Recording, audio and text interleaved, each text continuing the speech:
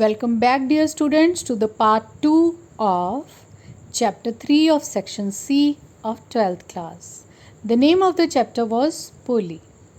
You must be remembering that in the part 1 we have seen that Polly is a child who is not looked after by her parents.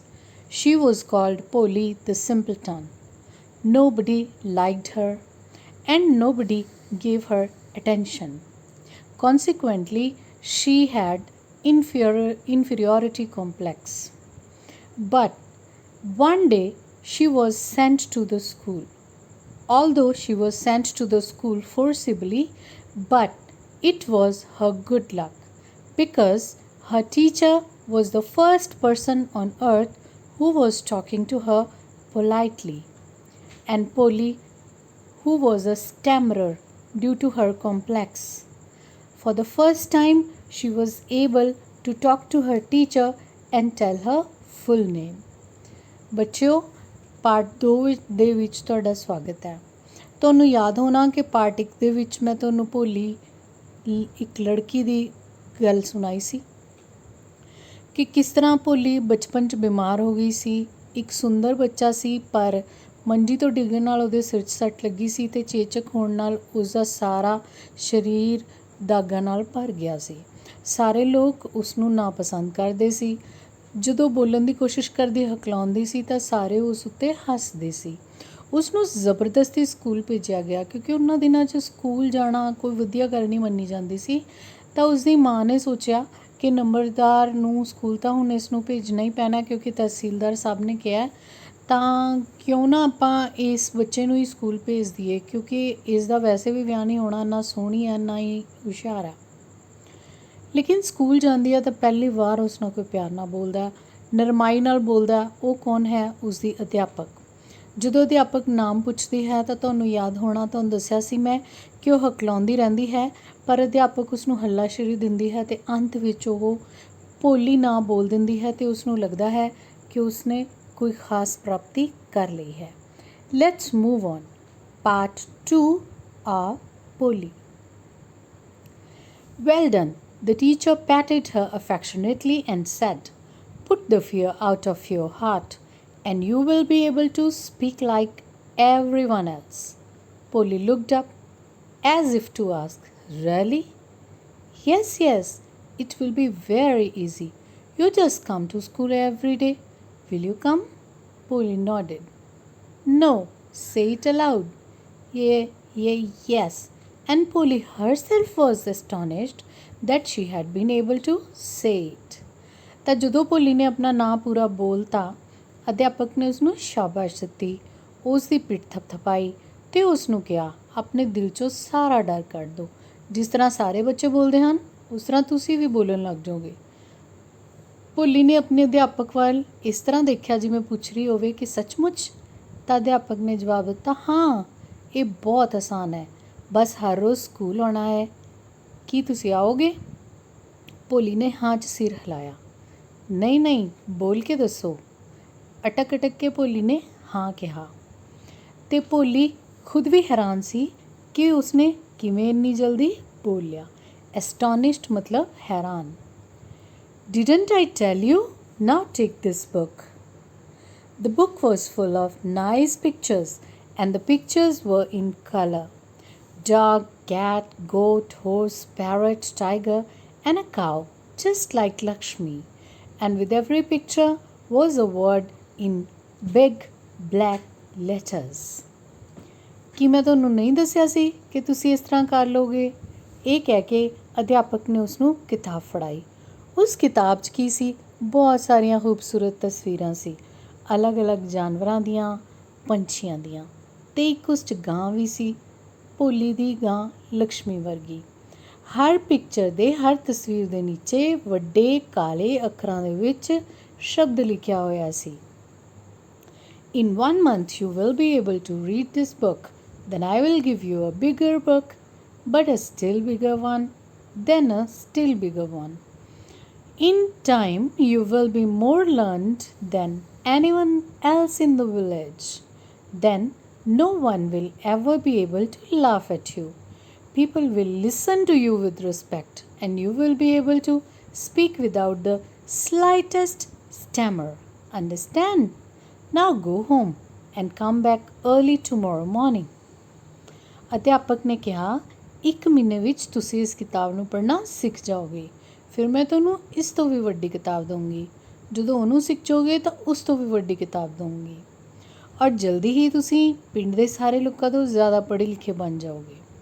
ਜਦੋਂ ਇਸ ਤਰ੍ਹਾਂ ਹੋਏਗਾ ਤਾਂ ਤੁਹਾਡੇ 'ਤੇ ਕੋਈ ਵੀ ਹੱਸੇਗਾ ਨਹੀਂ। ਲੋਕ ਤੁਹਾਨੂੰ ਪਿਆਰ ਨਾਲ ਅਤੇ ਸਨਮਾਨ ਨਾਲ ਬੁਲਾਉਣਗੇ। ਕਿਸੇ ਦੀ ਹਿੰਮਤ ਨਹੀਂ ਹੋਣੀ ਕਿ ਉਹ ਤੁਹਾਡਾ ਮਜ਼ਾਕ ਉਡਾਏ।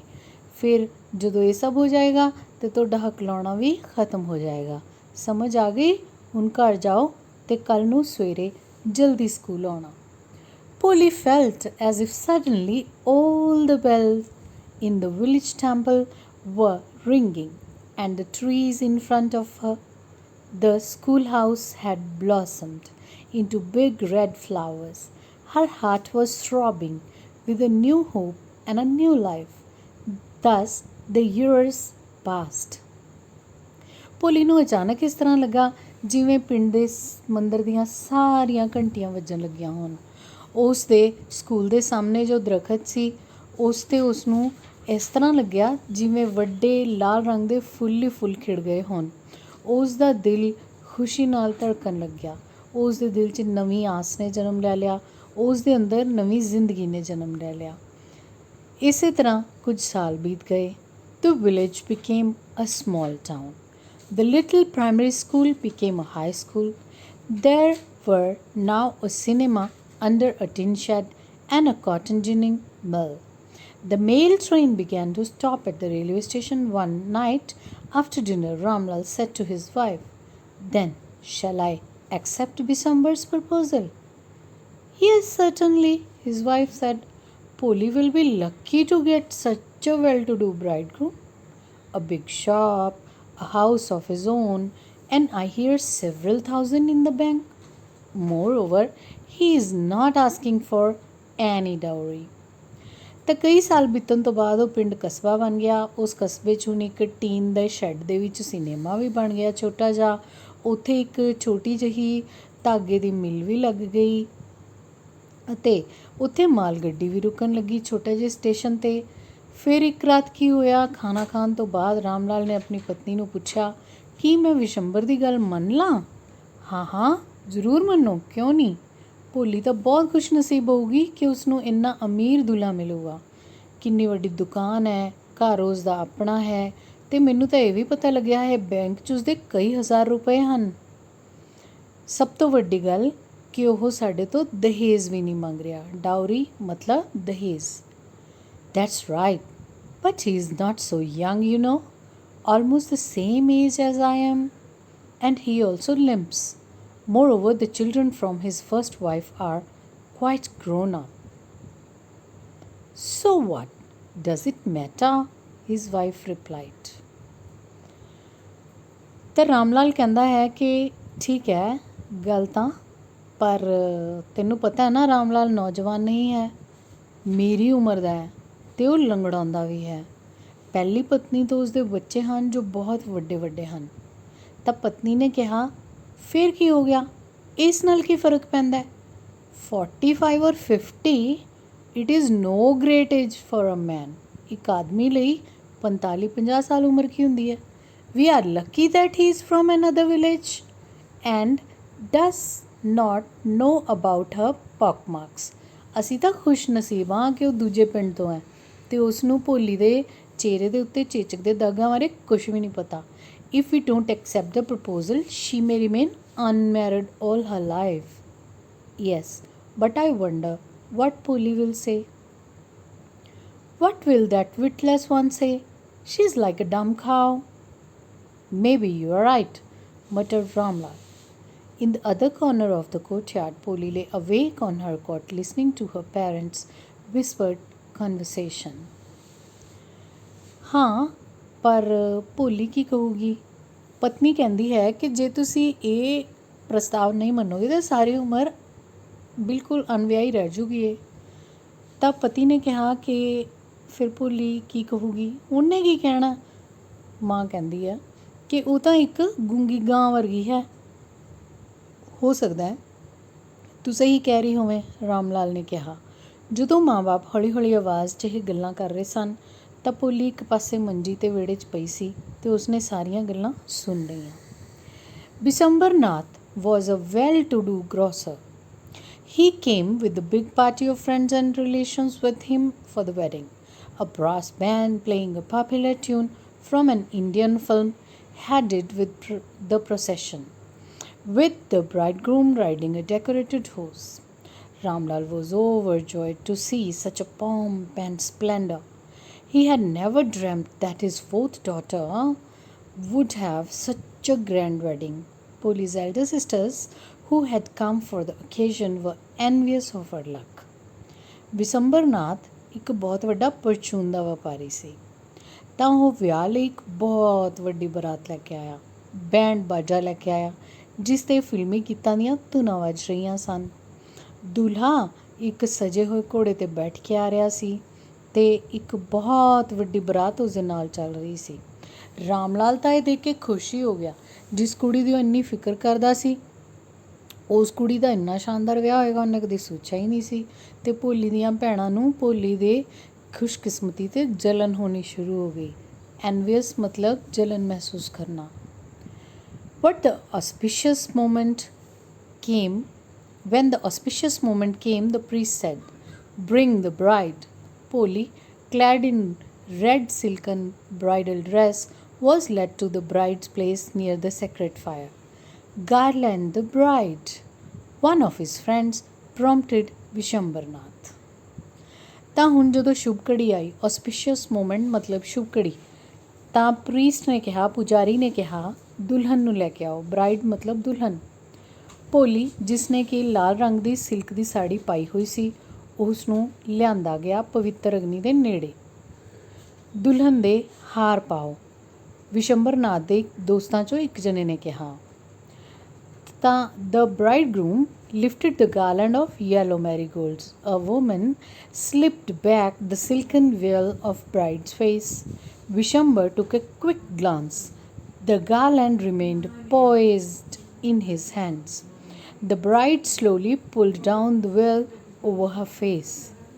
"Have you seen her?" said Vishambhar to the friend next to him. "She has pockmarks on her face." "So what? You are not young either." "Maybe, but if I am to marry her, her father must give me 5,000 rupees." ਤਾਂ ਜਦੋਂ ਹਾਰ ਪਾਉਣ ਲਈ ਉਹ ਅੱਗੇ ਵਧਿਆ, ਉਸ ਦੇ ਕੋਲ ਗੇਂਦੇ ਦੇ ਫੁੱਲਾਂ ਦਾ ਇੱਕ ਹਾਰ ਸੀ, ਪੀਲੇ ਰੰਗ ਦੇ ਗੇਂਦੇ। ਮੈਰੀਗੋਲਡ ਮੀਨਸ ਗੇਂਦੇ ਦੇ ਫੁੱਲ। ਤਾਂ ਇੱਕ ਔਰਤ ਨੇ ਭੋਲੀ ਦਾ ਸਿਲਕ ਵਾਲਾ ਘੁੰਡ, VEIL ਵੇਲ ਮਤਲਬ ਘੁੰਡ ਚੱਕ ਦਿੱਤਾ ਉਸਦੇ ਚਿਹਰੇ ਤੋਂ। ਵਿਸ਼ੰਬਰ ਦੀ ਨਿਗਾਹ ਉਸਦੇ ਚਿਹਰੇ 'ਤੇ ਪੈ ਗਈ। ਉਸ ਦਾ ਹੱਥ ਉੱਥੇ ਰੁਕ ਗਿਆ, ਹਾਰ ਨਹੀਂ ਉਹਨੇ ਪਾਇਆ। ਅਤੇ ਉਸਨੇ ਭੋਲੀ ਨੇ ਹੌਲੀ ਜਿਹੇ ਆਪਣਾ ਘੁੰਡ ਨੀਚੇ ਕਰ ਲਿਆ। "ਕੀ ਤੂੰ ਦੇਖਿਆ?" ਵਿਸ਼ੰਬਰ ਨੇ ਆਪਣੇ ਇੱਕ ਦੋਸਤ ਨੂੰ ਪੁੱਛਿਆ। ਭੋਲੀ ਦੇ ਚਿਹਰੇ 'ਤੇ ਤਾਂ ਚੇਚਕ ਦੇ ਦਾਗ ਨੇ। "ਫਿਰ ਕੀ ਹੋ ਗਿਆ? ਤੂੰ ਕਿਹੜਾ ਨੌਜਵਾਨ ਹੈ?" ਦੋਸਤ ਨੇ ਕਿਹਾ। "ਹੋ ਸਕਦਾ ਹੈ, ਪਰ ਮੈਂ ਤਾਂ ਇਹਦੇ ਨਾਲ ਉਦੋਂ ਹੀ ਵਿਆਹ ਕਰੂੰਗਾ ਜਦੋਂ 5,000 ਰੁਪਏ ਮੈਨੂੰ ਦਿੱਤੇ ਜਾਣਗੇ." Ramlal went and placed his turban, his honor, at Vishambhar's feet. "Do not humiliate me so. Take 2,000 rupees." "No, 5,000, or we go back. Keep your daughter. Be a little considerate, please. If you go back, I can never show my face in the village." "Then out with 5,000." Tears streaming down his face, Ramlal went in, opened the safe, and counted out the notes. He placed the bundle at the bridegroom's feet. ਤਾਂ ਉਸਨੇ ਜ਼ਿੱਦ ਕਰਨੀ ਸ਼ੁਰੂ ਕੀਤੀ, 5,000 ਰੁਪਏ ਦਿਓ, ਫਿਰ ਹੀ ਮੈਂ ਭੋਲੀ ਦੇ ਗਲੇ 'ਚ ਹਾਰ ਪਾਊਂਗਾ। ਰਾਮ ਲਾਲ ਨੇ ਆਪਣੀ ਪਗੜੀ ਉਤਾਰ ਕੇ ਉਸਦੇ ਪੈਰਾਂ 'ਚ ਰੱਖ ਦਿੱਤੀ, ਆਪਣਾ ਮਾਨ ਸਨਮਾਨ ਉਸਦੇ ਪੈਰਾਂ 'ਚ ਰੱਖ ਦਿੱਤਾ। "ਇਸ ਤਰ੍ਹਾਂ ਮੈਨੂੰ ਜ਼ਲੀਲ ਨਾ ਕਰੋ।" ਹਿਮਿਲੇਟ ਮਤਲਬ ਜ਼ਲੀਲ ਕਰਨਾ। "ਤੁਸੀਂ 2,000 ਰੁਪਏ ਲੈ ਲਓ।" "ਨਹੀਂ, ਪੂਰੇ 5,000, ਨਹੀਂ ਤਾਂ ਅਸੀਂ ਵਾਪਸ ਜਾ ਰਹੇ ਹਾਂ। ਆਪਣੀ ਕੁੜੀ ਨੂੰ ਆਪਣੇ ਕੋਲ ਰੱਖੋ। ਪਲੀਜ਼ ਥੋੜ੍ਹਾ ਜਿਹਾ ਤਾਂ ਸੋਚੋ, ਕਿਰਪਾ ਕਰਕੇ ਸੋਚੋ।" "ਨਹੀਂ, ਅਸੀਂ ਵਾਪਸ ਜਾ ਰਹੇ ਹਾਂ।" ਅਤੇ मैं पिंड 'ਚ ਕਿਸੇ ਨੂੰ ਮੂੰਹ ਨਹੀਂ ਦਿਖਾ ਸਕੂੰਗਾ ਜੇ ਤੁਸੀਂ ਵਾਪਸ ਚਲੇ ਗਏ। ਫਿਰ 5000 ਰੁਪਏ ਲੈ ਕੇ ਆਓ। ਰਾਮ ਲਾਲ ਨੇ ਰੋਣਾ ਸ਼ੁਰੂ ਕਰਤਾ। ਅੰਦਰ ਗਿਆ, ਅਲਮਾਰੀ ਖੋਲ੍ਹੀ, ਗਿਣ ਗਿਣ ਕੇ ਸਾਰੇ ਦੇ ਸਾਰੇ ਨੋਟ ਲਿਆ ਕੇ ਇੱਕ ਬੰਡਲ ਬਣਾ ਕੇ ਉਸਨੇ ਦੁੱਲੇ ਦੇ ਕਦਮਾਂ 'ਚ ਰੱਖ ਦਿੱਤੇ। On Vishambar's greedy face appeared a triumphant smile. Triumphant ਮਤਲਬ ਜਿੱਦ ਭਰੀ। ਤਾਂ ਵਿਸ਼ੰਬਰ ਦੇ ਲਾਲਚੀ ਚਿਹਰੇ ਦੇ ਉੱਤੇ ਇੱਕ ਜਿੱਤ ਭਰੀ ਮੁਸਕਾਨ ਆ ਗਈ। He had gambled and won. Gambled ਮਤਲਬ ਜੂਆ ਖੇਡਿਆ। ਉਸਨੇ ਇੱਕ ਜੂਆ ਖੇਡਿਆ ਸੀ ਅਤੇ ਉਹ ਜਿੱਤ ਗਿਆ ਸੀ। Give me the garland, he announced. ਠੀਕ ਹੈ, ਮੈਨੂੰ ਹਾਰ ਦਿਓ, ਉਸਨੇ ਘੋਸ਼ਣਾ ਕੀਤੀ। Once again the veil was slipped back from the bride's face, but this time her eyes were not downcast. She was looking up, looking straight at her prospective husband, and in her eyes there was neither anger nor hate, only cold contempt. ਇੱਕ ਵਾਰ ਫੇਰ ਦੁਲਹਨ ਦੇ ਚਿਹਰੇ ਤੋਂ ਘੁੰਡ ਹਟਿਆ, ਪਰ ਇਸ ਵਾਰ ਭੋਲੀ ਦੀਆਂ ਅੱਖਾਂ ਨੀਵੀਆਂ ਨਹੀਂ ਸੀ। ਉਹ ਉੱਪਰ ਦੇਖ ਰਹੀ ਸੀ, ਬਿਲਕੁਲ ਵਿਸ਼ੰਬਰ ਦੀਆਂ ਅੱਖਾਂ ਦੇ ਵਿੱਚ, ਅਤੇ ਉਸ ਦੀਆਂ ਅੱਖਾਂ 'ਚ ਨਾ ਹੀ ਗੁੱਸਾ ਸੀ ਨਾ ਹੀ ਨਫ਼ਰਤ ਸੀ, ਬਲਕਿ ਬਿਲਕੁਲ ਠੰਡੀਆਂ ਸ਼ਾਂਤ ਅੱਖਾਂ ਸਨ ਅਤੇ ਉਹਨਾਂ 'ਚ ਬਗਾਵਤ ਸੀ। ਵਿਸ਼ੰਬਰ raised the garland to place it round the bride's neck, but before he could do so, Poli's hand struck like a streak of lightning and the garland was flung into the fire. She got up and threw away the veil. Pitaji, take back your money. I'm not going to marry this man. Ramlal was thunderstruck. The guests began to whisper, so shameless, so ugly and so shameless.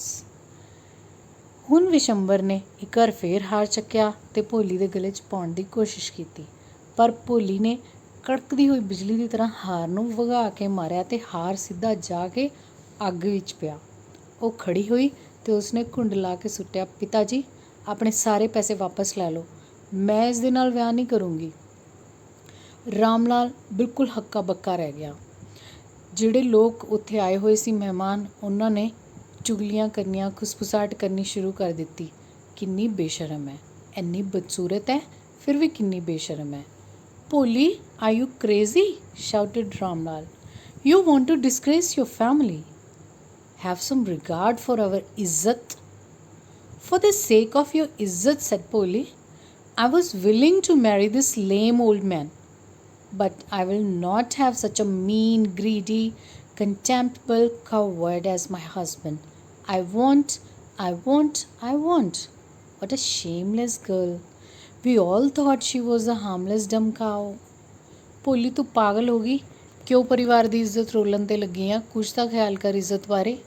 ਤੁਹਾਡੀ ਇੱਜ਼ਤ ਬਾਰੇ ਸੋਚ ਕੇ ਹੀ ਭੋਲੀ ਕਹਿੰਦੀ ਹੈ ਕਿ ਮੈਂ ਇਸ ਲੰਗੜੇ ਬੁੱਢੇ ਨਾਲ ਵਿਆਹ ਕਰ ਰਹੀ ਸੀ, ਪਰ ਇਹ ਤਾਂ ਬਹੁਤ ਹੀ ਮੀਨ ਹੈ, ਘਟੀਆ ਹੈ, ਗਰੀਡੀ ਹੈ, ਲਾਲਚੀ ਹੈ, ਕੰਟੈਂਪਟੇਬਲ ਕੋਵਰਡ ਹੈ, ਇਹ ਤਾਂ ਇੱਕ ਕਾਇਰ ਹੈ।